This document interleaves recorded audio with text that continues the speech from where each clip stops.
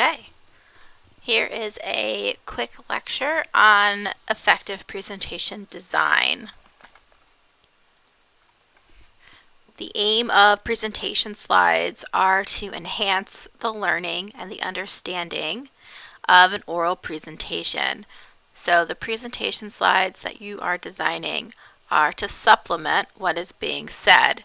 They are not the main focus of the talk. So we're going to go through 5 principles of good presentation design, and then I'm going to give you some specific and practical tips for creating your presentation. Let's get started. All right, presentation design principles. The first one is keep it simple. Presentation slides are an accompaniment to an oral presentation. They should not distract from the speaker's message, so keep them simple. Keep design elements to a minimum to prevent distraction. Avoid slides with lots of text, especially if it's just a repetition of what you're saying, since the audience then may start reading the slides rather than listening to the presentation. Ideally, you should only include the main speaking points in the form of short, concise bullet points or simply with visuals. Don't feel compelled to fill up all your empty spaces with unnecessary elements. The less clutter there is on a slide, the more impact your visual message will have. And finally, use animations and transitions with purpose. Slide transitions and animations can become distracting and start to look amateurish. So don't be tempted by all of the fancy PowerPoint options for you. Don't animate every single element in your slide, but do use animations to increase understanding of information, such as revealing stages of the process, like I'm doing on this slide, or revealing individual bullet points from a longer list.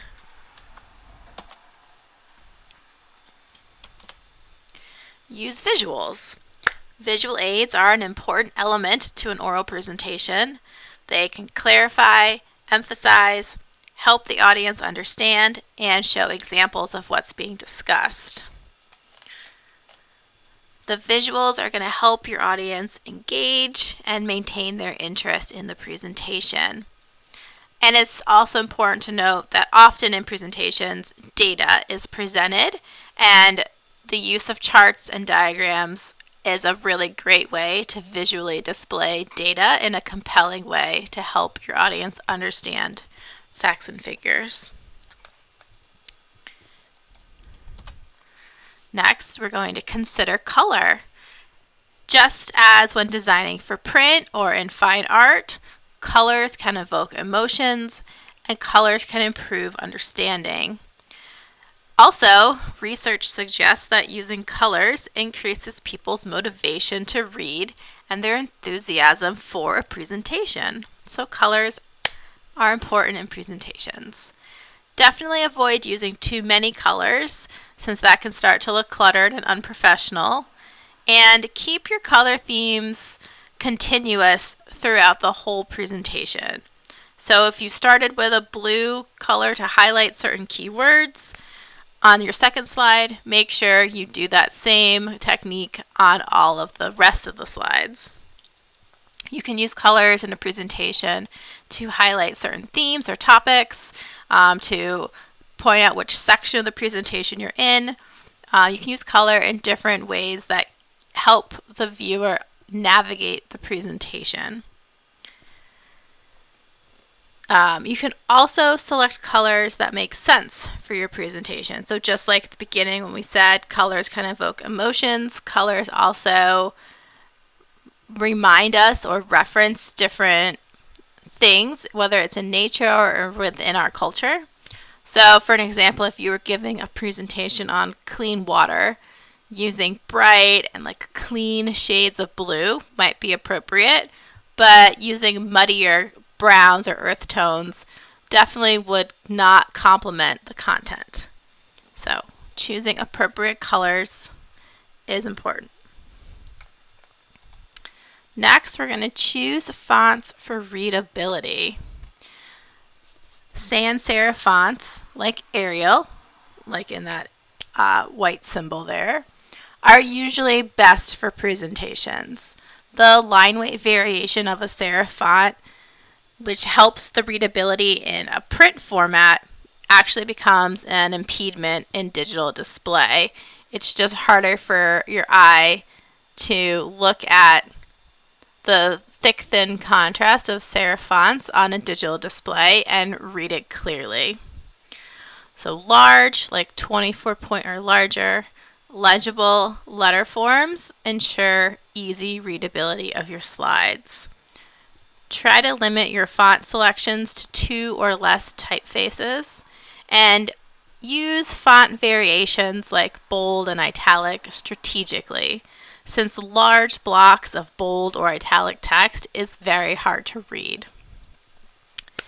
You should definitely have page titles that stand out, and use your font sizes to create clear hierarchy of information consistently across all of your slides. And then the last thing to say about choosing fonts for a presentation is a technical consideration. So if you're going to create a presentation and then show it to somebody on a different computer than the one that you originally created it on, it's really important that you choose universal fonts that every computer would have, or that you bring your fonts with you as a packaged file and that you're able to install fonts on the machine that you're going to present on, which isn't often the case out in the world. The reason for this is if you choose like a fancy display font that you've downloaded onto your specific machine, and you go to run your presentation on a different computer, that computer doesn't have that same font. It's going to display the text in just a default font. It's going to ruin your whole aesthetic and might even make things illegible. So if you're ever given the choice or the chance to test a slide presentation on the computer that you're going to present on, if it's not your own, always take that opportunity so that you can go in and adjust any fonts or make any other adjustments you might need, just because things display differently from computer to computer. All right.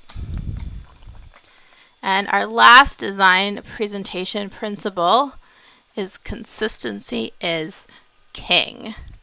So your slide should have the same design, including color, including font size and type, including alignments, through the whole presentation deck. This creates unity, it creates a smooth visual flow, and it allows your content to be clearly communicated to the audience. Again, the presentation slides are supporting the oral presentation, so your design choices should help your viewer focus and engage in the presentation by reducing distractions. And we've kind of gone over what distractions are, things like kooky slide transitions and animations, things like inconsistency in visual hierarchy or alignment of elements, anything that's just different between the slides, the viewer is going to notice. So you want to make sure that any difference between the slides is an intentional difference. It's not because your text block accidentally jumped, 2 clicks up from one slide to the next. You want to make sure that these differences are intentional and things that you want the viewer to focus on, not mistakes. Okay. But it obviously you can have a few different types of slides within your presentation to help send visual cues to your audience. So often there's going to be one design for a content slide and another for transitionary slides between topics, and often there's a third slide for your title slide, the introduction to the presentation. And these couple different slide design variations are still, though, going to have some sort of uniting factors that group them all together. So this just helps your viewer understand when you're moving from one content type to another within a presentation. Bottom line is, though, you can never go wrong if you stick to the rule of keep everything consistent in presentation design. Okay, so those were your 5 principles. Keep it simple, use visuals, consider color, choose fonts for readability, and consistency is king.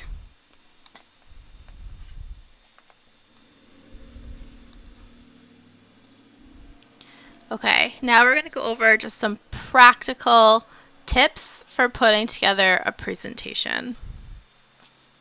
So you can use any presentation software that you're comfortable in. Keynote on a Mac, there's PowerPoint, which everyone has access to through your Microsoft 360 subscription by just being a student at school. You could use Google Slides, which looks remarkably like PowerPoint, but it's just not quite as robust. Or if you really feel so compelled, you could design all your slides in Illustrator as separate artboards, or in InDesign as separate pages, if you are familiar with that application. Okay, it's up to you. Most of my tips, though, are related to PowerPoint. I'm sure they are still relevant for any other application you choose to use, but PowerPoint is presentation design software, and it is the most commonly used application in the business world. So being a designer who knows how to make nice looking things in PowerPoint is an important and billable skill set. Okay, so here are my tips. There are 2 different screen ratios out there. They are 4:3 and 16:9. 4:3 is what used to be just your standard screen ratio back when computers did not have, on TVs did not have a widescreen option. 4:3 is still a good option if you're going to design a presentation that's going to be viewed across multiple devices. Think like computer, phone, tablet, kind of multiple devices, where there's going to be a lot of resizing for the various screen sizes. 16:9 is the best option if you're giving a presentation to a group of people and you'll be showing your presentation on a computer screen or a big projector or a large television in, like, an office setting or a school setting. I would say 95% of the time I'm working in 16:9. For presentations that you're going to show on the computer through, for what we're doing, 16:9 is the ratio of choice. What that means for creating assets, if you wanted to design, visuals in Photoshop or Illustrator, an easy way to make sure you're in ratio is just to have the inches of your frame one of those 2 numbers. So if you're working in 16:9, just make your artboard or your page 16 inches across and 9 inches tall. Okay? Or divide that by, 2 or 4 or whatever to get a smaller size, but within that proportional ratio. I just make it 16:9 and make it easy for myself. Okay. So 16:9 is the screen ratio you want to use. My next tip has to do with resolution. We have only briefly talked about resolution in this class. However, for anybody working with images, I think it's just good to state that, again, anything that's dealing with web or screens of any type, you're looking for 72 pixels per inch PPI at 100%. Anything over 72 is going to look just as good as 72, which is fine. However, anything under 72 PPI at 100% is going to start to look blurry or pixelated. I'm sure we've all seen images on the internet that are fuzzy and hard to read. It's because their PPI is less than 72. It's also important to note that when dealing with presentation design specifically, you don't just want to throw in a bunch of high-res images, because all of a sudden your file size of your presentation is going to get humongous.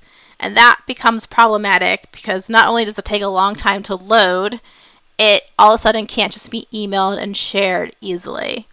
So if you're going to use a bunch of high quality images, it's probably worth your time to go into Photoshop and res them down, reduce their resolution to get somewhere closer to the 72 mark at 100%, so that your presentation deck itself has a smaller file size. So it's very important when you start to get into much longer presentations, you really don't want your files to be getting like up past 50 megabytes, because it starts to become problematic to share with other people. You can't email things that are over 10 megabytes, just to say that as well as a benchmark. Okay. The next tip is proofread. It's really embarrassing if you have typos in your presentations, okay? It's really helpful to have a friend or a colleague review your work with what we would say fresh eyes. Basically, somebody who is not tired, who has not been staring at the same design for hours or days or weeks or months, who just comes into it fresh, doesn't know what's going on, because they are going to notice things that you have just been staring at for so long that you just don't even see anymore, right? So it's really, really helpful when you're designing anything to have somebody come through and proofread it. Just check it for consistency. Make sure nothing pops out at them as inconsistent or wrong. My next tip is embrace the slide master. So this is definitely a PowerPoint specific tip. I'm not sure if it translates to other slide design software. However, in PowerPoint, if you go at the top under View, you can hit Slide Master, which are what the things I've circled in green, and you end up with basically the skeleton of your presentation, and you can set up a theme for the whole deck. So you can pick some colors, you can pick some fonts, you can pick a background color, you can add any graphics that you want to have appear on every single slide, and you can kind of lay out how you want the general blocks of text to align for every single slide. So you can put where you want your title to go and where you want your copy blocks to go. That way, when you're actually laying out the content of your presentation, you already have a template established. You just dump in your text and you're good for the most part. It takes a little tweaking the slide master if you're going to use a slide master to get it how exactly you want it to look. But it's definitely something worth pointing out, even if you don't use it for your presentation for this project, just to know it's there. If you can get good at creating PowerPoint templates using the slide master, that is a very lucrative skill. So we'll just leave it at that. If you need help with your slide design and more PowerPoint tips, come see me. Okay, and then my last tip is develop your content and then design your slides. Okay, design your presentation slides after deciding on your messaging and your supporting content. Because remember, the slides are enhancing the experience of the actual speech. The actual speech, the actual oral presentation needs to be able to stand on its own. And of course, especially for us, because we're visual people, we're designers, developing the content is probably the hardest part of creating a presentation, right? Because you have to decide what's going to go in it and what isn't going to go in it, and in what order is everything going to be shown in your presentation. So really the success of the entire presentation relies on your ability to tell a cohesive story and being able to decide which details should be included in that story and which should be omitted. So this is a little diagram I stole off the internet that kind of shows the entire process of developing your presentation. So we'll go over these 5 stages just so everyone's on the same page. So step 1 is knowledge. Having a solid knowledge of your subject is absolutely key, right? It's going to help you convey your message naturally. It's going to provide you a foundation for your presentation. So you're going to do some research. You're going to become a subject matter expert on your topic. Next, you're going to develop the content. Now that you have a good knowledge of what you're going to be talking about, it's time to gather up the supporting content, the supporting facts. All right? So you're trying to find interesting information and relevant information that is worth listening to for your audience. The third step, synthesis. This is where you start editing, okay? So it's not just enough to go find a whole bunch of information. You have to now go through and weed out the unnecessary information. Focus on small chunks of information that are easier for people to grasp and remember. Figure out which pieces of information are going to help you tell a clear story, clear narrative in your presentation. As you're working out which chunks of information you want to include, it's very helpful to start creating an outline.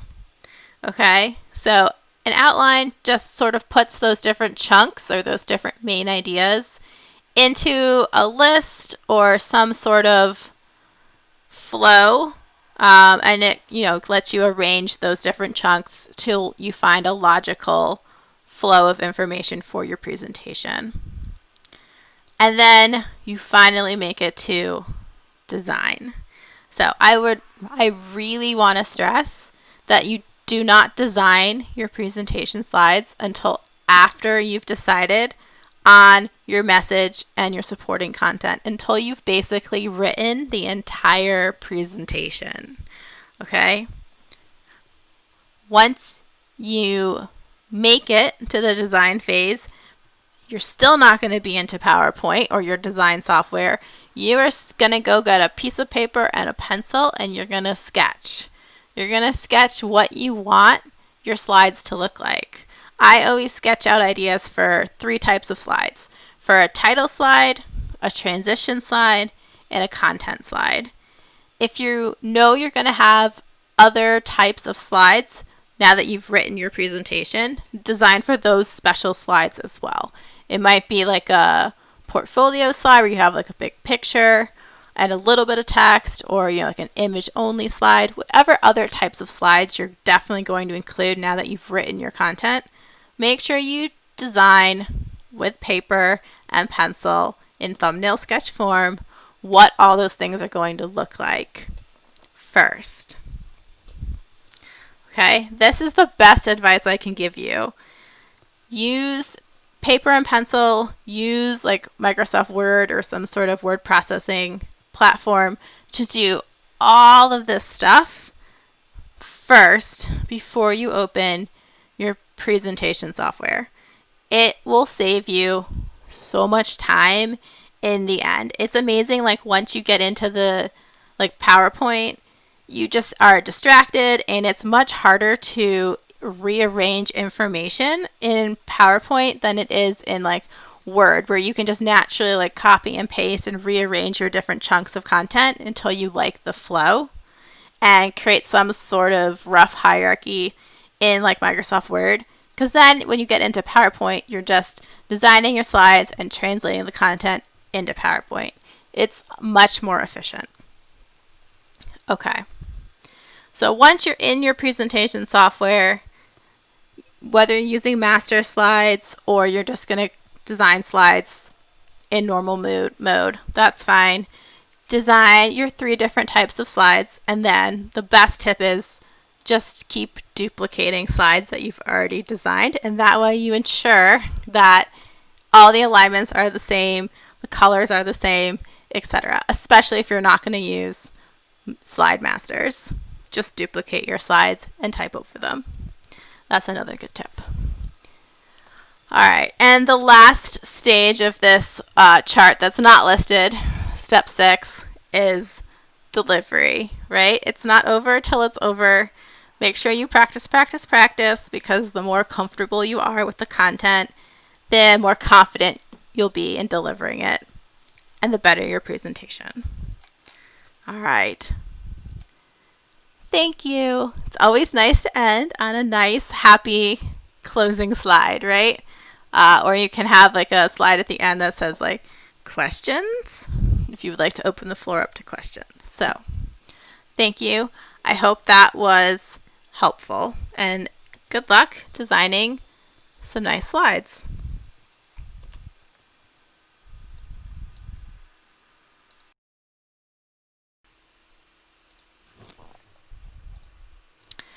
All right, this is the behind the scenes video of designing presentation slides. Since I've created many a presentation slide for you guys at this point for this class. I actually design a lot of presentation slides in my freelance work as well. I wasn't joking when I said it's a very lucrative skill to have.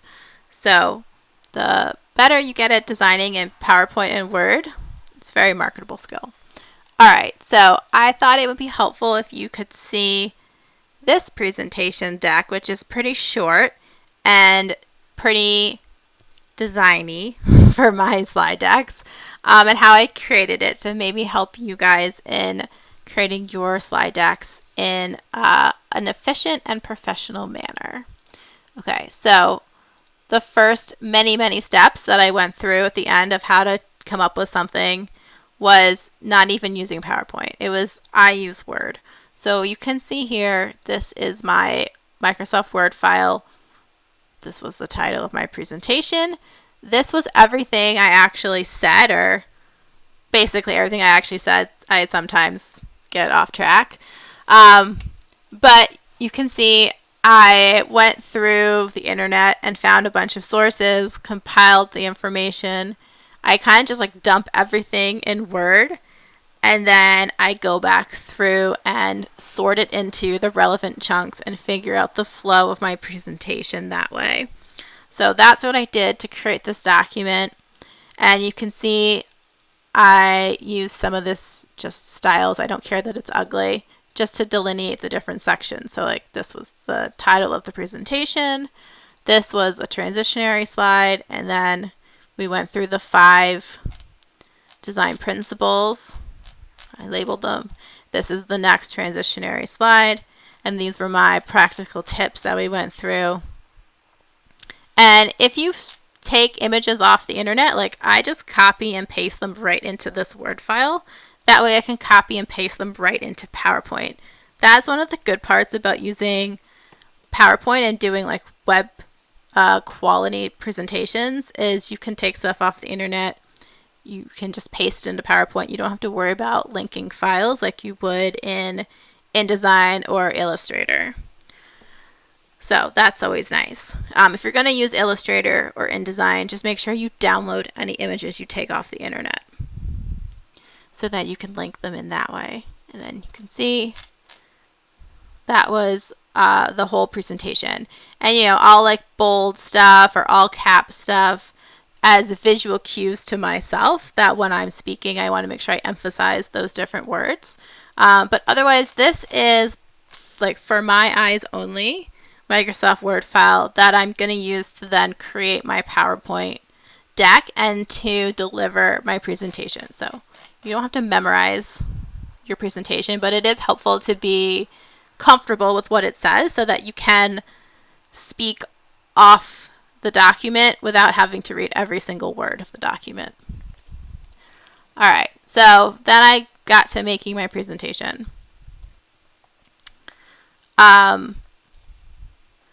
You will probably notice oopsies, home, that if you start adding in new slides, PowerPoint will like help you out and like give you some different design options. Yeah, I'm going to stick this picture in here to see if it will pop up. Yeah.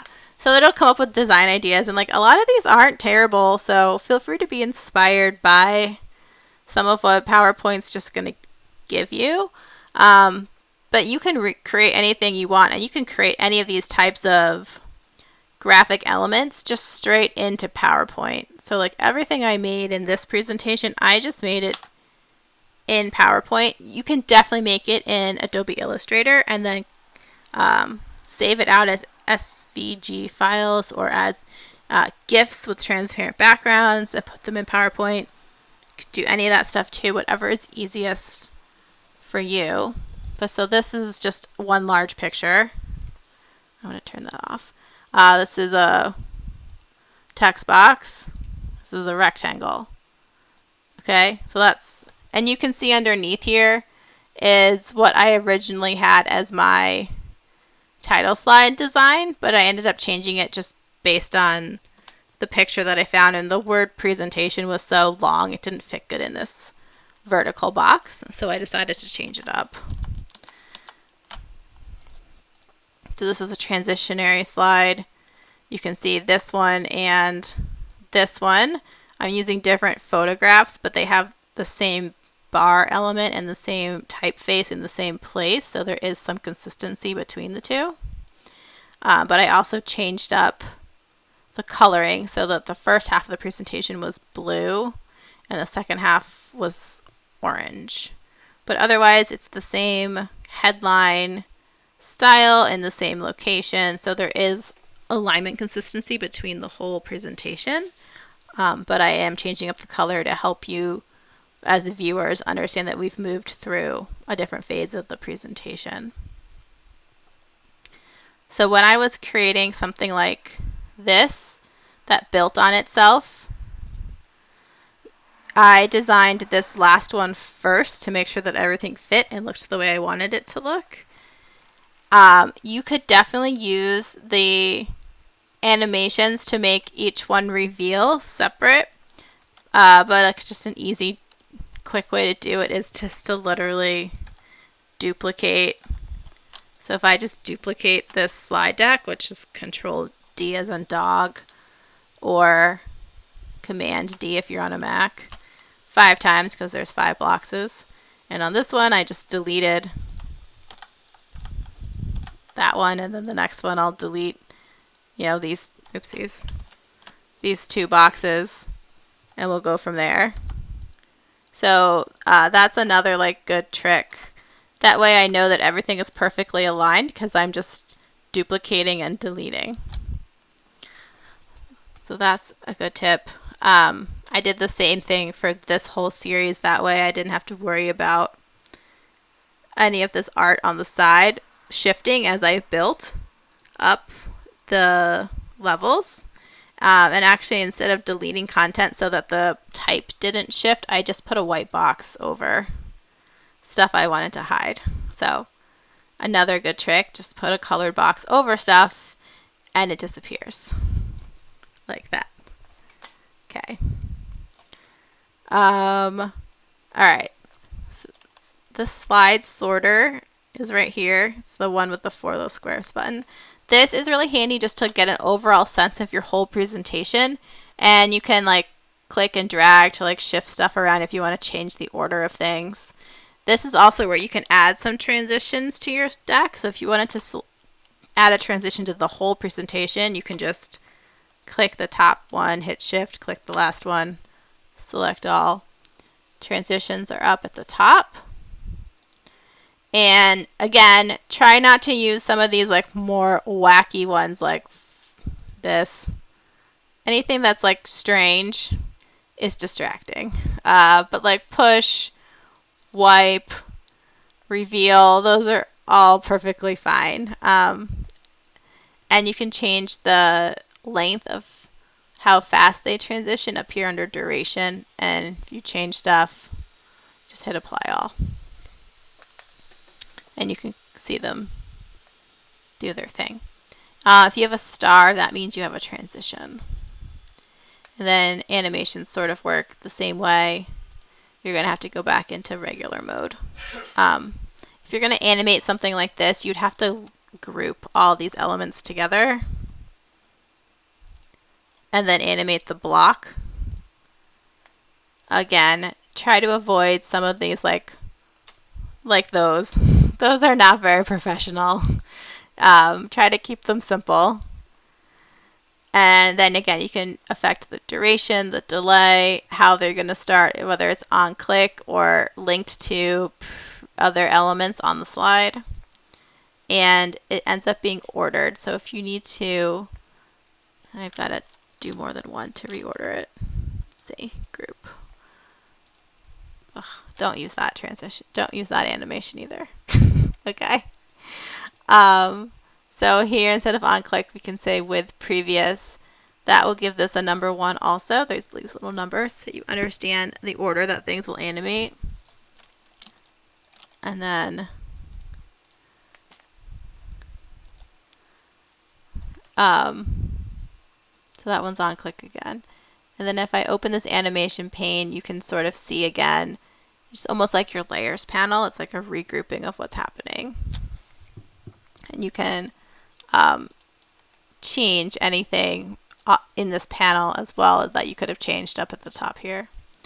So if you put this in presentation mode, you'll see what happens. So if I click, the first 2 come in because they're grouped.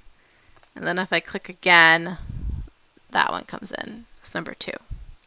So I definitely could have made just one slide and put in these animations to make the 5 boxes appear. Or I could have done it the cheater way that I did it earlier, where I just duplicated the slide and deleted stuff.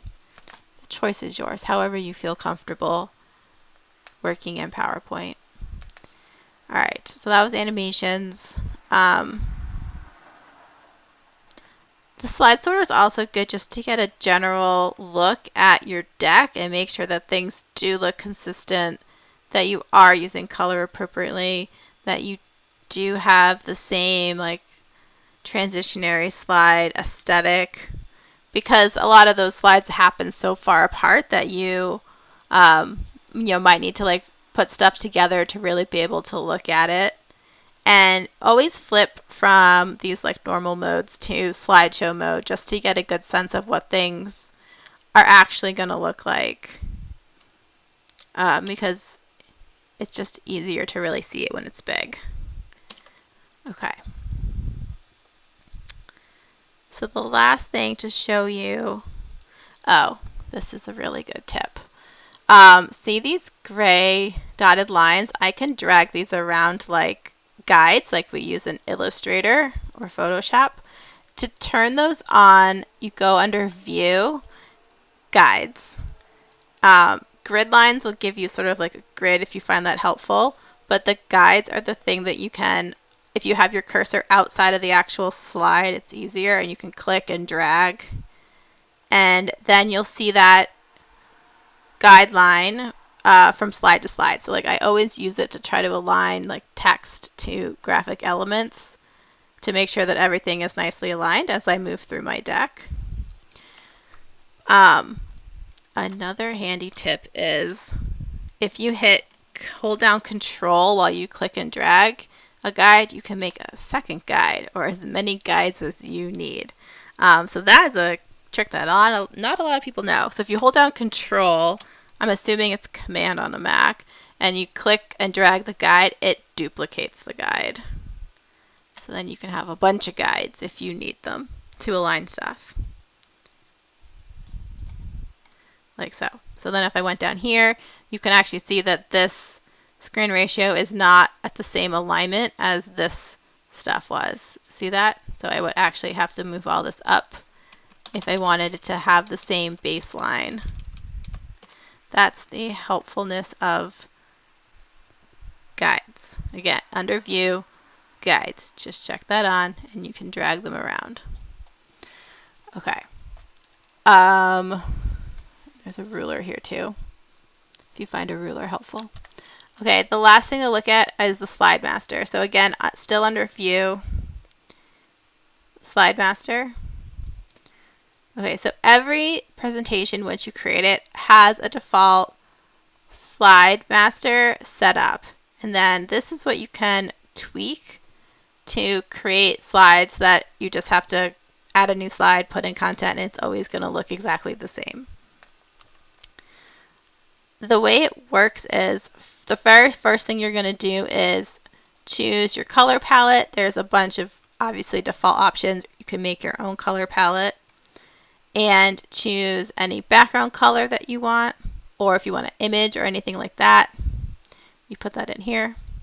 And your fonts. Again, you get a bunch of standard font options, or you can customize. Since our presentations you're going to give from your personal computer, you can definitely use wackier fonts. It's not going to be an issue. So that again would be right here, customize fonts. Okay. The slide size you selected at the very beginning, but if you chose the wrong thing, you can change it here. Okay, so once you have these general things set up, now you can go in and sort of tweak the actual design of the slides. So those are just some graphic elements that I wanted to have in my slide. And you can see anything I put on this mama slide is on all of her baby slides. And there are a bunch of slides that come default. You can add and delete them. That if you only want like a few options to actually show, just delete them with the delete key. Okay. And if you hover, it tells you what the slide is really for, like title slide, section header, transition slide, I call it, and then content slides. Okay, so this is the mama slide that affects all of the children's slides. So again, anything you type, like you can't just add a text box to this master slide, or anything you add here is not editable. So if I typed something in here, it would be on every slide and I wouldn't be able to change it.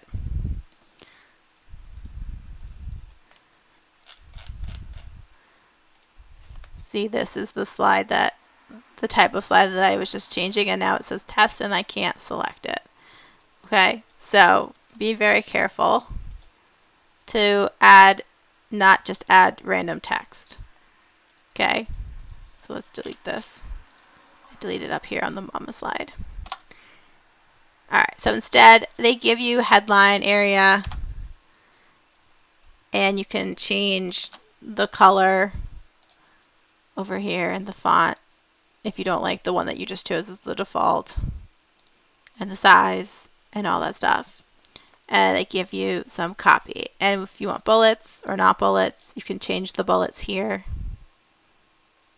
to whatever you want them to be. Again, font, color, size. Okay, and footer, date, and page number won't automatically show up. You have to turn those on once you get back to normal mode if you want them in your deck. They're default off. Okay.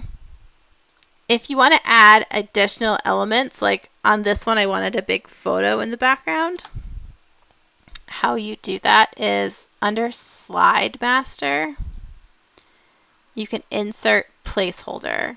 So I can insert placeholder content, text, picture, charts, tables, media. If you just select content and you just draw a box where you want that content to be, it can be any of those elements. So this is the most flexible content box type. But if you know that you just want to have a picture, you can always just select picture. And then you'll be able to add in the pictures in normal mode. So instead of drawing or inserting anything from the insert panel like pictures or text, you want to do it from the Slide Master, and you want to insert placeholder stuff. Okay, that's the key. And then again, these are just little rectangles that I drew in PowerPoint.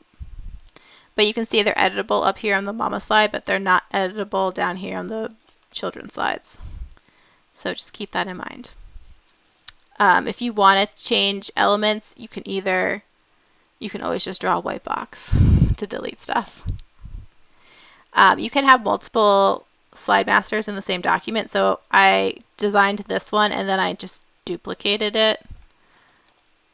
Again, duplicate slide master as a right click. And then I got it down here and I just changed the colors. So that is like a good way to quickly have different, if you want to use different colors for different sections of a presentation. All right. And then when you're done with your slide master, you just hit close. It takes you back out. All right. So I think that is everything I can think of. Oh, so like this picture, I downloaded off the internet, but it wasn't, here's the original picture. It wasn't wide enough for what I wanted to do. So I took it into Photoshop. I don't know if I have the original picture. Here's the Photoshop file. All right, so I downloaded this picture off the internet, but it wasn't wide enough to fit 16:9. So I took it in Photoshop, and you can see I used the stamp tool and I made the table longer because it ended right at this vertical line. And I kind of colored it in, and then I colored it in more.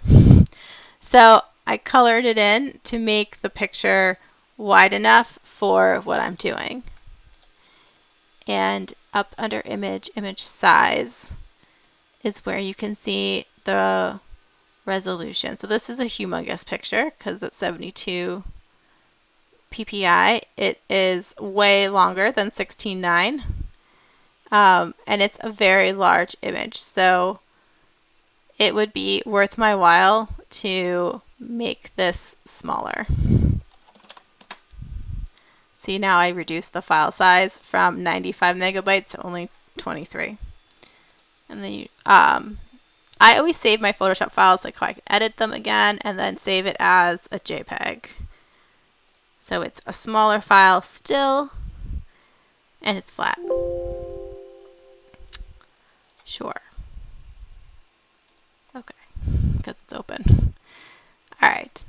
So use Photoshop to manipulate pictures as needed, especially if you're trying to get like full bleed pictures. That's a good, easy way to do it.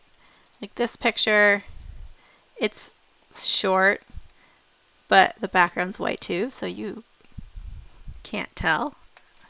Another good tip. Like this one, you could take this into Photoshop and delete out the pieces that you don't want, or I just drew some white shapes to hide the pieces that I didn't want you to see. I think there's another one somewhere around here. Oh, there it is. See? Hide what I don't want you to see. Okay? So hopefully those were some quick tips behind the scenes of how I put this thing together. And good luck. Let me know if you have any technical questions as you work on this presentation.